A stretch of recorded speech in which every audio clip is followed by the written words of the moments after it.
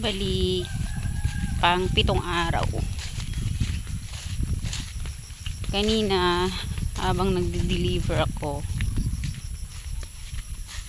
naglagay na sila, nilagay na nila yung ano, yung tawag dito. Ano yung tawag dito? Isda, yung hito na aalagaan namin.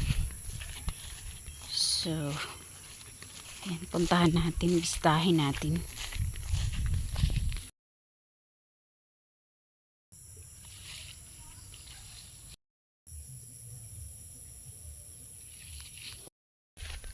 Yun, yung hindi maganda dito kasi merong tagak. Baka kinakainan niya yung isda. Ayan.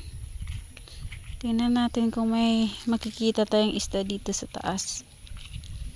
Commercial break muna tayo, guys. So ngayon, ipapakita ko sa inyo yung paglalagay ng isda kanina.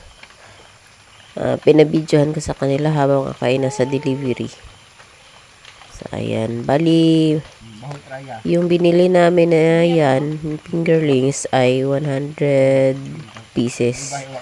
Tapos binigyan kami ng plus 21. So ayan, malaya na sila. Nandiyan na sila sa mas malaking lagayan.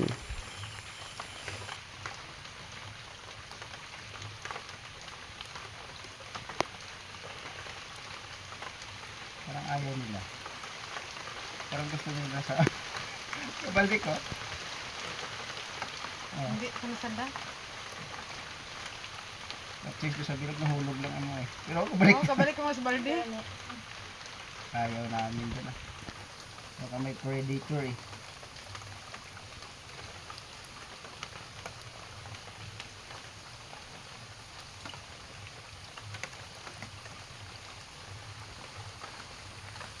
Ising alay magakit-kit.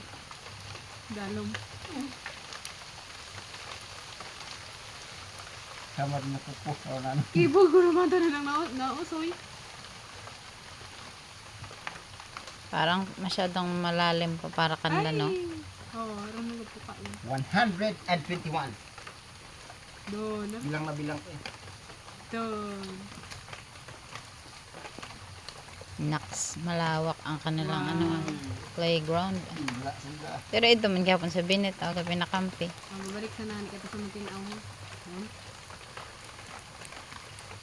Sagit amin nagsutsut. Dapat kita para manetra. Ato nang raya eh. Kanin nga doon guwak ang pukon. Sa matinaw. Sabi, sandang mo eh. Oo. Ito sa matinaw. Pag lugat pa naman kid-kid. So andito na tayo sa reality. Kanina commercial lang yan eh. Ayun yung ibon, no? Ayan. Nakikita niyo ba?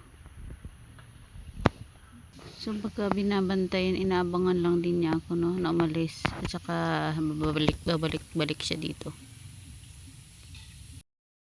So yun lang muna, guys. Hayaan muna natin yung ibon na yan dyan at namumuhay lang din. So i-update ko na lang po kayo ulit sa susunod na linggo.